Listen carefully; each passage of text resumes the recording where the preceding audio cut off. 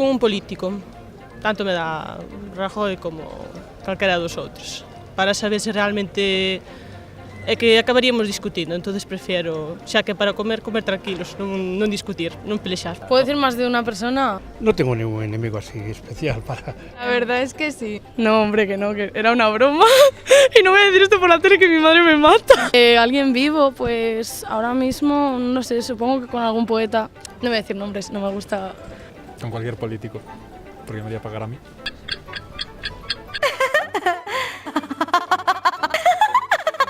Con machirulos, en general.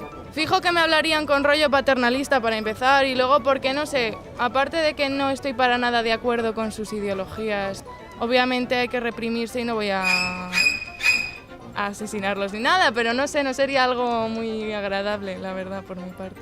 Pues la verdad no le hago ascos a nadie, pero supongo con alguien que fuese mal, o sea, que no estuviera bien visto. No en plan por ser otra persona, sino que hiciese cosas malas y en sí no fuera buena persona, por decirlo. No me gustaría relacionarme. La verdad es que sí. Pues no sé, con quién no me interese, la verdad, no sé. Alguien que me caiga mal. No sé, algún influencer, es que no me gusta crear salseo, la verdad. Pero con algún influencer tipo de estos que se llaman ahora, la verdad es que pues, no creo que tenga mucho tema de conversación, la verdad. Irene, me llamo Irene.